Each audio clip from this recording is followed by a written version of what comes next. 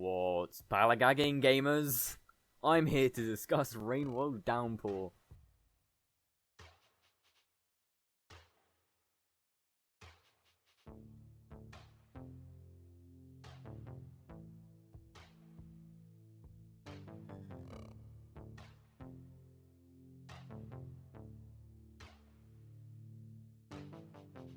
Rainbow Downpour is an upcoming DLC for the game Rainworld. It started as more slugcats, a mod that added 5 new characters in 2017. However, the mod fell victim to scope creep, where the project got more and more ambitious as time went on. This ambition paid off as the mod became official with the help of the Rainworld developers and their new publisher Akupara Games. Downpour now contains the original 5 slugcats with fully fleshed out and intricate campaigns and stories. Thousands of new rooms to explore, spanning across the existing regions and 10 new regions. New lore, creatures and music to experience. 2 brand new game modes with hours of new content. And also stuff that hasn't even been announced yet. Downpour also comes with co-op mode, which lets you play the story mode with your friends. And it's all releasing in a free update that contains a mod loader and remix settings that let you change how you play the game. I mean, at this point the DLC is practically a sequel. Now I'm going to answer the 3 most frequently asked questions about the DLC. Is the DLC free? It costs money and the price is yet to be determined. I'd wager it's not going to be that expensive though. However, the parity patch launching with Downpour will be free. It contains the mod loader and remix options. What platforms is Downpour releasing on?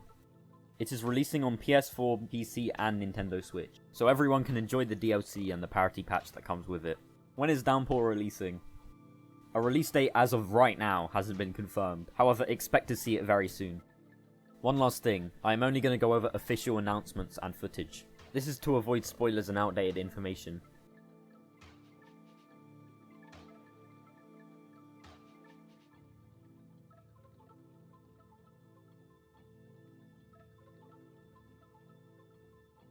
The rivulet is a blue slugcat with gills that is suited towards an aquatic environment. Its base kit consists of running fast and having high lung capacity. Here we can see the rivulet running faster than the survivor, and also backflipping higher than the survivor. Rivulet's campaign features drastically shorter rain timers. This means it will have to use its movement to get around. It requires 5 food to hibernate, and can also store 1. In all of the co-op footage, Rivulet has grey gills instead of the usual pink. However, I'm fairly certain this is just a glitch and has no gameplay elements. Rivulet will likely be a speedrun sort of character where your main enemy is the clock, so you better hurry up and run.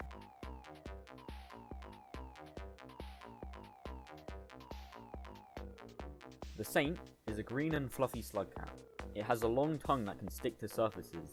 This tongue is very similar to a grapple worm, however it can be adjusted in length, meaning the Saint can traverse very well across many environments. However, the Saint has karmical ways, I don't know if that's the term, meaning it can't throw spears. This will affect combat, basically making it non-existent, and you can't lodge them in walls and surfaces. It requires 4 food to hibernate and can store 1 extra. The Saint's campaign features new weather effect in the form of snow. Whoa. We can see it piling up on the background, and also fall passively from the sky. The Saint is affected by the cold. We can see its breath visibly due to the icy climate. We can also see its fur get paler and paler as the cold starts to take an effect on it. This snow probably acts as a new hazard in the Saint's campaign, and will probably kill it if it stays too long outside. So stay inside, keep warm I guess. One more detail is that the Saint has fluffy fur, but also the orange lizards in outskirts. Wowzers!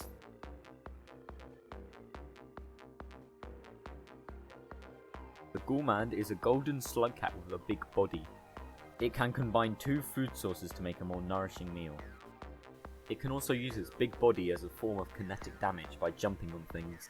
Ouch. The gourmand's also capable of crafting items by fusing together the items in its hands. Here we can see it craft a lantern, but I'm sure we'll see it craft more interesting items, maybe some we haven't even seen before. Ooh. However, the best slugcat coming in this DLC has a drawback. It is slower than average. Aw, poor guy. The gourmand is seen with a green overseer in its campaign. If you didn't know, the green overseer can appear in the current version of Rainworld, however it's very rare and can only appear in Subterranean. This overseer probably belongs to no significant harassment who likes to use a green colour scheme. We don't know if the green overseer will assist Gourmand or if just a rare occurrence like the base game one.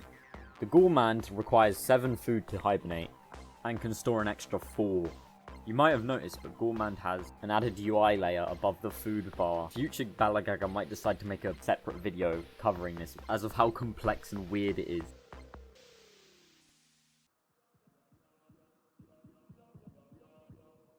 The Spearmaster is a purple slugcat that has a prickly tail. From this tail, it can produce spears, and it can hold a spear in each hand. These spears are connected to the Spearmaster via tubes, so when it hits a target, it can drain their nutrients, giving it food points. Hitting a creature directly gives 1 food point, but hitting a resistant part of a creature such as a vulture's mask or wings gives only 1/4 of a food point. It has to rely on this method of food, as it has no mouth. This means it can't swallow things like pearls or bombs. The Spearmaster requires 5 food to hibernate and can store 5, meaning it can survive a single cycle without eating at all. It is followed by an orange Overseer, who is seen persistently in outskirts. Unlike Gourmand's green Overseer, this one likely acts as an alternative to the yellow one seen in Survivor and Monk's campaign. It's featured on the promotional art of Downpour, meaning it has at least a little bit of relevance. The iterator it belongs to is unknown.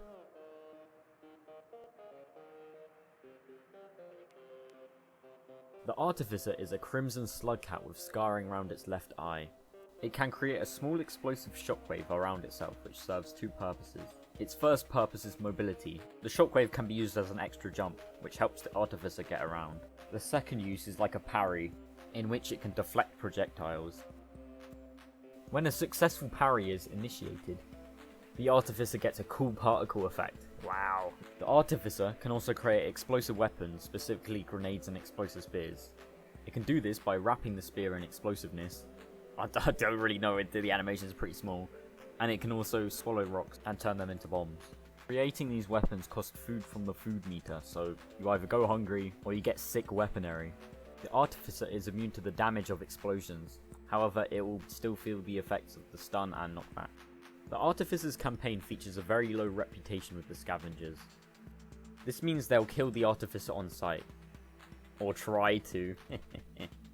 So expect to have scavenger death squads and Robin scavengers on you at all times. The Artificer is followed by a little robot thing that glows. Its purpose is unknown, but it kind of looks cool. There are some instances of it where it's not following the Artificer and is nowhere to be seen. It is still important, however, since it's in the promotional material for the game. Now the weird robot thing actually has a name, Sethanthiel, or however you pronounce it. Now this is not its official name, but it's official in my eyes. The Artificer requires 6 food to hibernate and can store 3. Before we move on, I would like to clarify a few things about the new slugcat. Firstly, all of them are definitely going to be harder than Survivor's campaign. Looking at you, Saint, you're getting mauled by a red lizard right now, yeah? You think that's easy? No. Secondly, the new slugcats campaigns are at different times, like the 3 base game ones. However, they will be over a greater time period. Lastly, they have a set unlock order, which is shown here. This unlock order is determined based on Downpour's story rather than the slugcat's difficulty.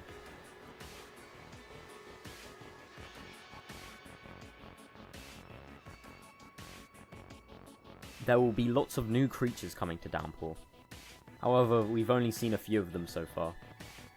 The first being that albino king vulture. Wait a second, this is not even a new creature, this is just an albino. I mean, it's a new colour palette, so I guess I'll count it as a new creature. Anyway, the albino king vulture. It has a 1 in 1,000 chance of spawning, and is meant to be a little Easter egg, as Andrew FM puts it. This means you can shiny hunt for a king vulture now. Next is the green spider, or the splitter spider, or the mother spider. When struck with a spear, it seems to burst, releasing a bunch of spiders. These can then go on to form colestopedes, or the spider centipedes, which will try and attack the slugcat. We then have the caramel lizard. They have white bodies and have a golden head, and are chunkier than the other lizards. They seem to hunt in loose groups, sort of like black lizards. They have an angled leap attack and can spit at the slugcat. They seem more deadly than your average garden lizard, so watch out. And last, but certainly not least, is the Miros vulture, or whatever its actual name is. Like its alleged name implies, Miros Vulture is a cross between a Miros bird and a vulture. Now, a normal Miros bird can kill you in a matter of seconds, so to give it wings, oh my god, you're gonna have to be very careful when fighting this thing. It also has a laser sight coming out of its mouth, similar to a king vulture. Although we don't see the projectile fired, we can assume it's an explosive, as the Miros Vulture somehow produces an explosion.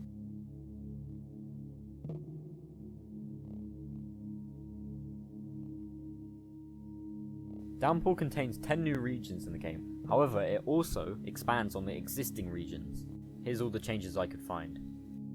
Before I go over the changes, I'd like to talk about palette swapping. This is where the colour palette of the regions are changed.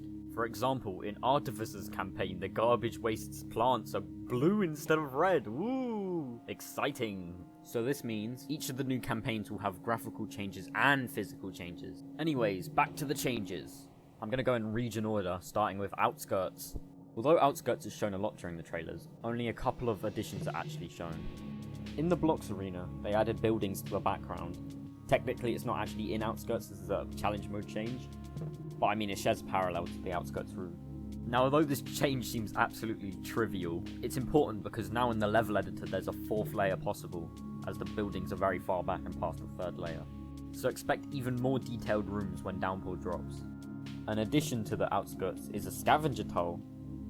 Although this scavenger toll looks like the current one, it might actually replace the current one. If you didn't know, the current Outskirts toll is a bit glitchy, where if you enter from the farmery side and then leave, the scavengers will get mad at you and kill you. Next up is Industrial Complex. We can see Artificer on a destroyed bridge here. I was under the impression it was the same one that leads to Shaded Citadel, but apparently not. I just realised this now. It seems the traditional way of crossing the bridge has been destroyed, meaning the slugcats have to go above it or below it. In the background for Rivulets Draw the Slugcats entry, we can see what is probably, emphasis on probably, a industrial complex room by its architecture. Next up is Drainage System. Unlike the other regions, I don't have to grasp at straws for this one. Here is a montage of all the new rooms.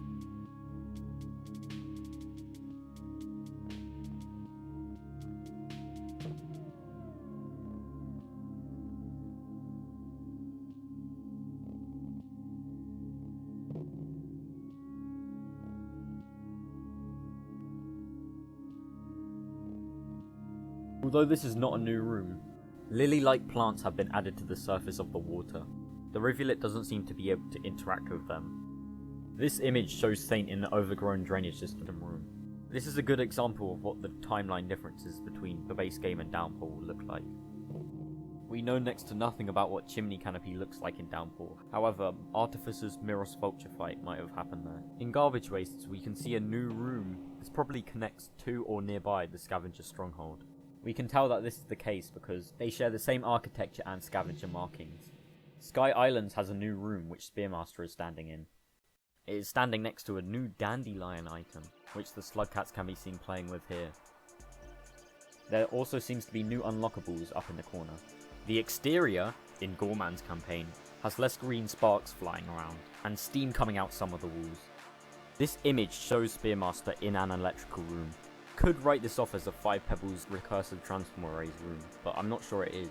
The open space to the right is not fitting of the 5 Pebbles architecture, as usually everything in there is nice and compact, so this area might be more of a power station in the exterior or somewhere, rather than 5 Pebbles. In this image we can see a new room of Subterranean. Is what I would say, however only green overseers spawn in Subterranean, so this cannot be Subterranean. BAM! Segue into the next section.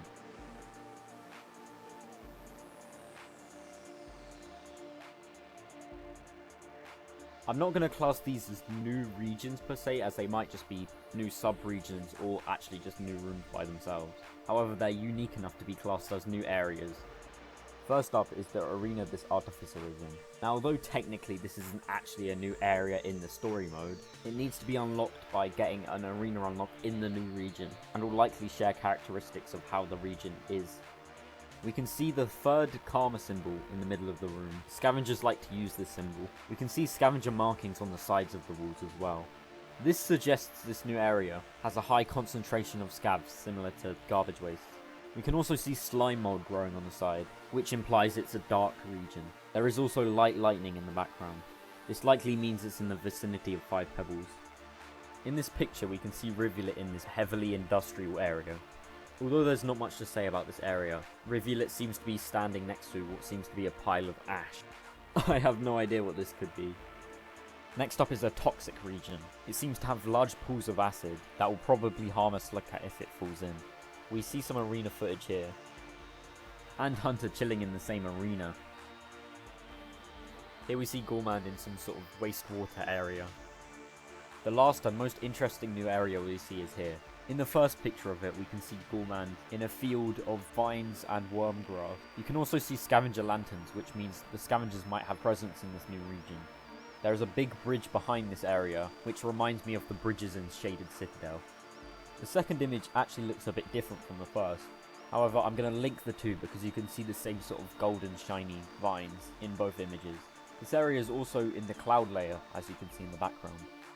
This looks like the base of a massive tree, as we can see its branches and leaves to the side.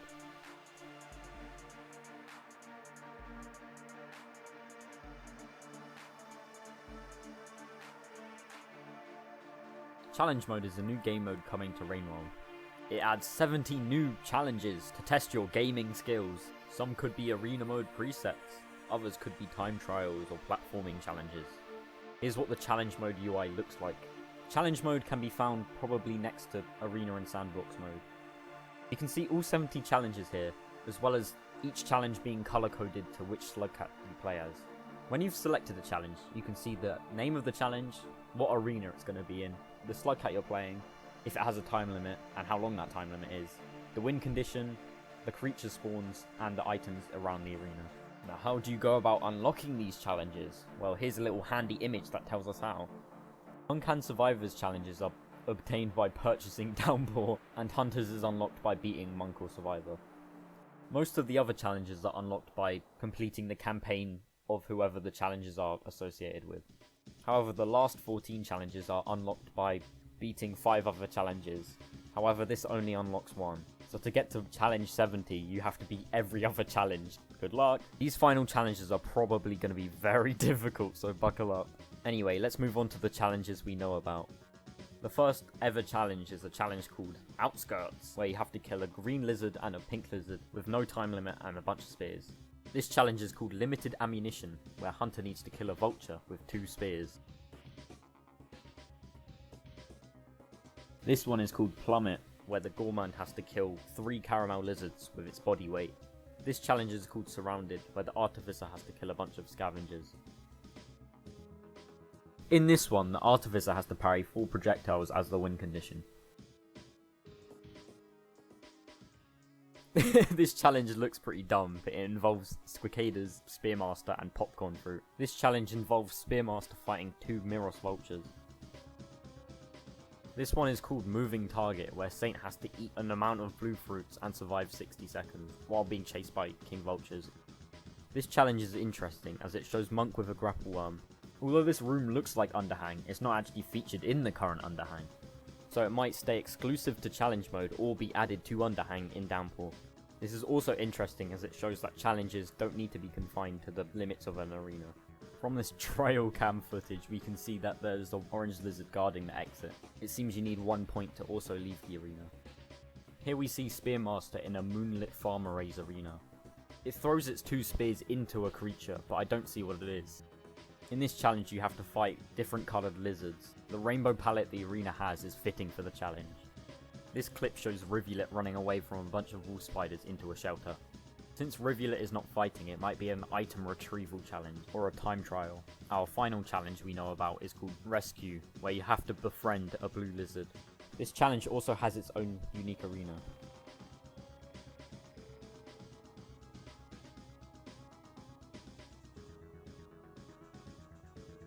Safari mode is the second game mode coming with Rainworld Downpour. In this game mode you play as an overseer that observes a selected region.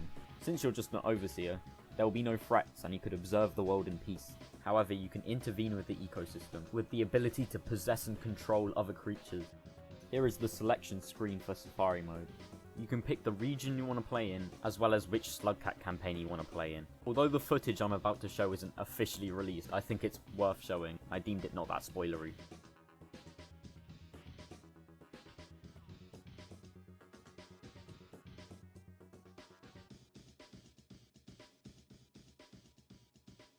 This controlling mechanic can extend to any creature, meaning you can just play as a leviathan, scavenger, or even a batfly if you want. Safari mode is probably unlocked similar to how arena mode stuff is unlocked. I'll talk about this later in the video.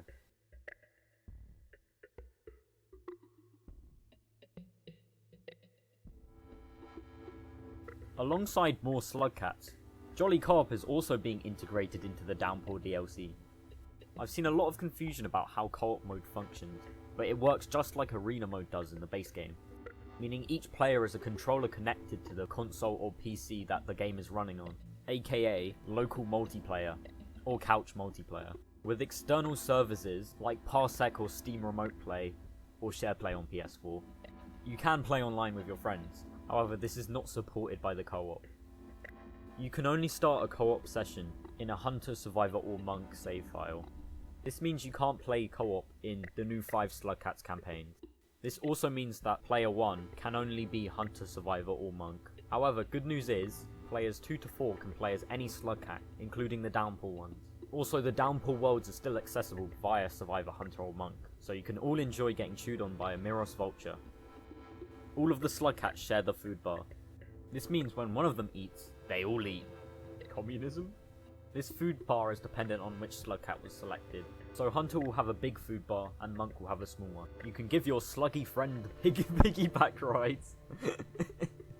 I don't know why that's funny, but you can do it by both holding down and then one of you pressing the grab button.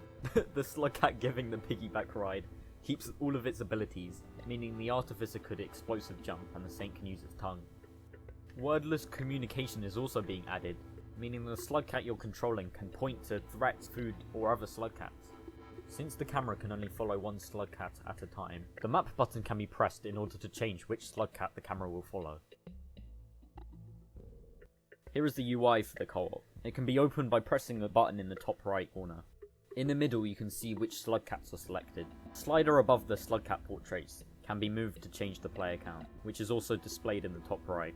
Clicking the Slugcat's name or portrait will allow the player to pick which Slugcat they play as. To the right of the portraits we can see a little sprite of the Slugcat. This is probably how you change your Slugcat's age, as you can play as an adult Slugcat or a young Slugpup who is smaller. The co-op HUD can be toggled with this button. You can toggle friendly fire with this button. The Slugcat's colours can be changed. They can be their default colour, auto, which makes them a random colour, or custom, where you get to pick the colour. The camera input setting changes how fast the camera will switch between the Slugcats. And finally, the difficulty setting will impact how difficult the co-op session will be. Easy mode is where only one Slugcat is needed to hibernate. Normal mode means you have to bring all the Slugcats to the shelter, alive or not, in order to progress to the next cycle. And hard mode is where everyone has to get to the shelter alive. I would recommend easy mode as the others seem really punishing.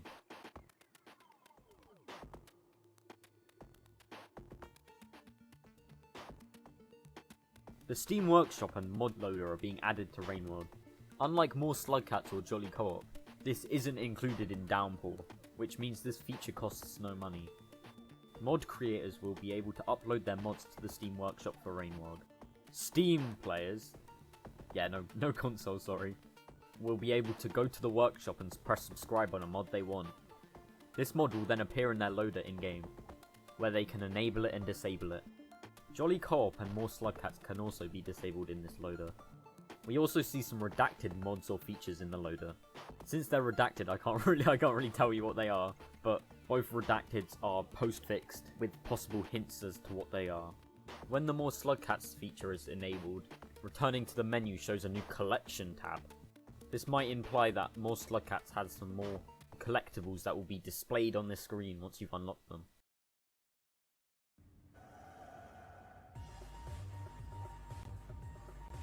Alongside new Slugcats and regions, Downpour also adds a bunch of new music. 40 new music tracks have been confirmed for Downpour, as well as a bunch of unused music from the original Rainworld soundtrack. I can't wait for Polybus to randomly trigger an Outskirts.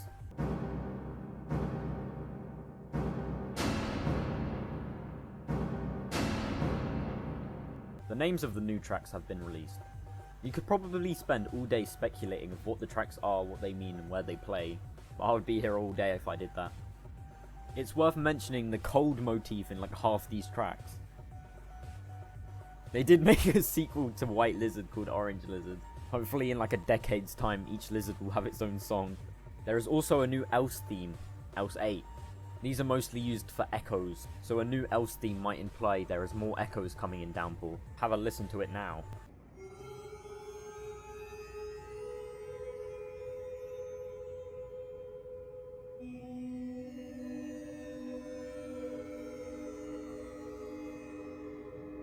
A new Downpour song called Sheer Ice Torrent has been playing in the background this whole time. Hahaha, you've been bamboozled. I'll let you listen to the rest.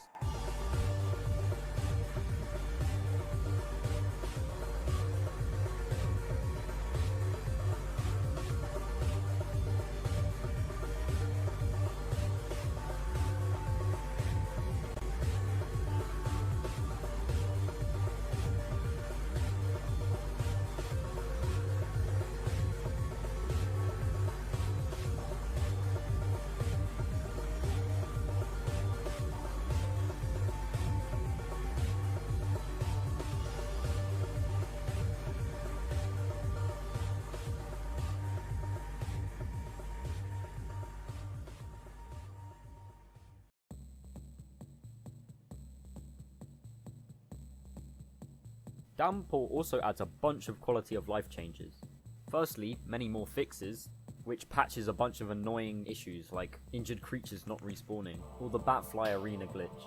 It also comes with performance configuration, where you can change FPS limits and graphics quality. Finally, many more fixes adds a bunch of quality of life improvements. If you and another creature are sleeping in the same shelter, the creature will stay sleeping until the shelter doors are fully open. There's a bunch more changes, but I'm not going to go over them here.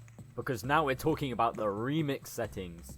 These settings can be enabled in the mod loader. When enabled, you can have newer accessibility options and gameplay options. I will now discuss all of them, oh no. First is loading screen tips, which give tips on the loading screen. Extra tutorials provides extra tutorials. We don't know what they are just yet. Slug senses provides slugcat with icons of creatures in the room nearby on the map. This might help when slugcat is stuck in a pinch. Key item tracking means that coloured pearls and other key items have icons on the map so you can easily find them. It also makes lost key items respawn after a few cycles. They will respawn in the place they were lost. Key items on passage is where the key items you have in your shelter will follow you to your destination shelter. Wiggle out of grasps might give slugcat a chance to wiggle out of a lizard or vulture's bite by wiggling the movement controls. Pull spears from walls will let slugcat dislodge a spear from a wall. Stronger bottomless pit indicators probably makes the fatal full darkness more visible. Threat music visual pulse will add a little UI that shows how intense the threat music is, good for hard of hearing players. Quieter gates/shelters makes gates/shelters more quiet, that's a good change. New dynamic difficulty adds a regions visited variable to the dynamic difficulty in the game, which I didn't even know was a thing until an hour ago. So if you didn't know, dynamic difficulty is where the more successful cycles you have in a playthrough, the more creatures will be biased towards attacking you. With this setting, the new dynamic difficulty will take into account how many regions you have visited. This will be a good change as it promotes playthrough progression. No randomized cycle durations removes randomized cycle durations, so each cycle is the same fixed length. Dialogue pauses rain will mean that when you're talking to a character like Looks to the Moon, the rain timer won't progress. Passages progress without Survivor means that you can gain progress towards other passages before unlocking Survivor. This will speed up early game Rain World quite a lot. I'm not sure what show underwater shortcuts could be, however it might be that underwater pipe connections are more visible. Breath time leniency is where slugcat has more control when it's just about to run out of oxygen. No swim boost penalty means you can boost underwater without running out of breath. Monk extended breath will mean that the monk will be able to breathe underwater for longer. Visual breath meter will add a UI that shows how much breathing time you have left. Monk extra light assistance will give the Yellow Overseer or Iggy more powerful light projections in dark areas. Fast map reveal makes the map reveal faster. Arena creatures cannot flee will stop creatures attempting to escape the map in arena mode. Jetfish item protection stops jetfish from knocking items out of the slugcat's hand. This was very annoying, so I'm glad it can be turned off. Centipede pipe protection stops centipedes from killing slugcat if it enters a pipe while grabbed. Keeps snails out of pipes, prevents snails from camping pipe entrances. Increased stun time, increases stun time for creatures. Easier drop wigs makes drop wigs easier to fight. Scavenger headshots means that headshotting a scavenger insta-kills it, like it does currently in the vanilla game. Scavenger kill squad leniency is where there's a grace period during a new cycle or entering a new region where the scavengers can't send a kill squad after you. Legacy tongue controls will change the Saint's tongue back to its original controls, whatever they are. Monk style gates for all campaigns will make karma gates lose their karmic value after traversing the gate once. Disable all karma requirements makes all gates require 1 karma to pass, which is the minimum. No hunter batfly auto-grabbing removes hunter's ability to grab batflies, which was annoying. No stealing hunter backspear makes sure that scavengers can't take the backspear off hunter's back, which was also annoying. Rain timer multiplier will increase how much time you have in the cycle, so if you put it on 2 times, it will be double the length that it usually is. Hunter cycles increases or decreases the amount of starting cycles the hunter has. And hunter bonus cycles increases/decreases the amount of cycles 5 pebbles gives hunter. Speedrun timer adds a speedrun timer to the game. Faster shelter opening increases the speed that shelters open. Wall pouncing enables wall pouncing, which is a move that I'm showing now. Vanilla exploits re-enables some exploits that were patched out of Downpour, most notably karma caching and double spawning regions. I think item stems means that when placing an item such as a flash fruit in arena mode, it will have a stem instead of being a dropped item. Upward spear throwing is where if you backflip and hold upwards, you can now throw a spear upwards. This might lead to some interesting combat. Zero gravity spear throw allows the slugcat to throw a spear in any direction during zero gravity. This will make navigating zero gravity areas less annoying. Alternate grenade arc allows slugcat to throw a grenade in a new trajectory while holding the up button. Tweaked deer behavior is where if you wiggle a reindeer's antlers, it will change direction. This will make reindeer a lot less annoying. Additional lizard voices adds unique sound effects to each breed of lizard. Man, I'm dead. Alpha red lizards will change red lizards to be more like their alpha version counterpart, which means they have a tongue and now can snap spears in half with their bite. Lizard spear pulls means that lizards can now pull lodged spears in the wall outwards. Bit of a weird change because you might not see it often. If vulture darkness is turned on, vultures in dark areas will be hidden in the darkness. Vulture Grub Arena variety means that the Vulture Grub can summon more powerful vultures, perhaps a Miros Vulture or a King Vulture. Vulnerable Jellyfish means that jellyfish can now be speared. Wow.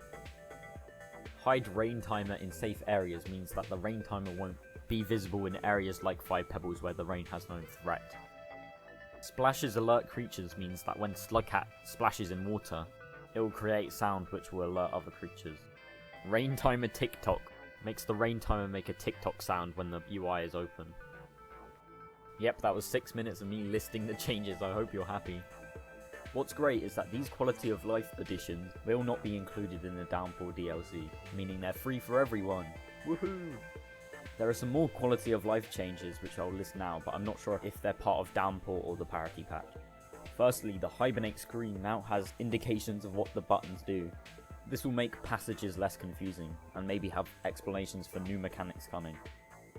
Next, the Wanderer passage now has colour-coded regions.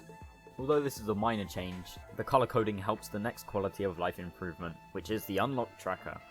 Now it might just seem like a bunch of weird symbols to you at first, but if you look closely, the top layer represents the regions, which are in the same order they are in the Wanderer passage. Below them represents what tokens are in the region, or what normal people call arena unlocks. From the collectible tracker, I can tell you that this sleeping gourmand is in 5 pebbles. Which, by the way, gourmand hibernating is literally the best image. It should be with like the girl with the pearl earrings.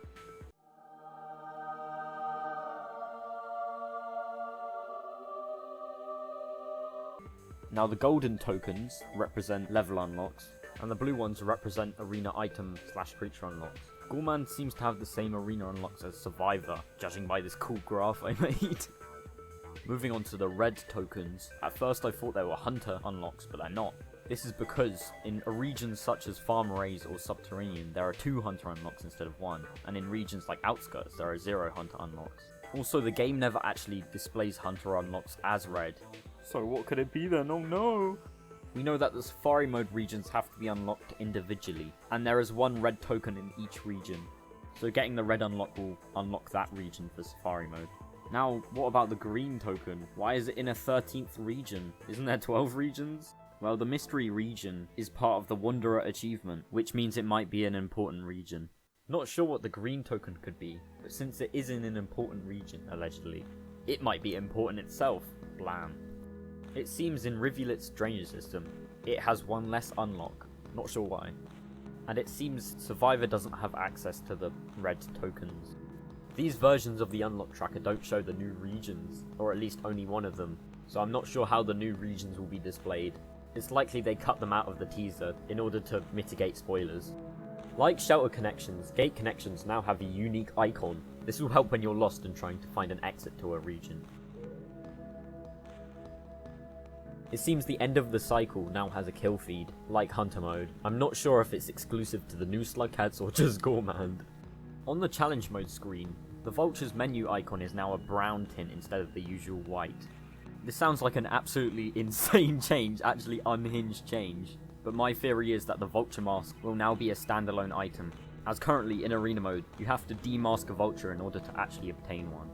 Vultures and their masks share the same icon, so by changing one of them to a different colour you can discern the 2 of them. Or maybe they just wanted to change the icon of vultures, who knows.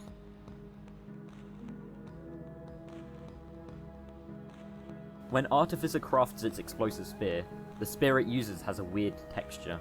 This could mean Artificer can only craft explosive spears out of certain spears, like the one shown, or that spears now have texture variety, similar to how the rubble slugcat uses to stun enemies has different textures, or maybe it's something else, who knows.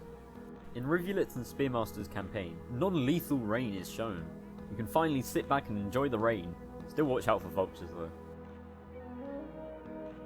Here is a picture of Rivulet in its version of Shoreline. The watercolour's slightly bluer. That's it, that's the only change. Wow, that was everything you need to know about Downpour in one video. You probably didn't need to know like half of this, but I said it anyway. This is mainly just me compiling what I know about the official information about Downpour. I hope you found some bits of it interesting, like the outskirts buildings. I know that's riveting content. I definitely missed some details, so if you have any details you want to share, leave them in the comments below. Hit like and subscribe now. Once more information about Downpour comes out, I'll cover that as well. Alright guys, it's time to end the video. Thanks for watching, and I'll see you all next time. Balagaga out.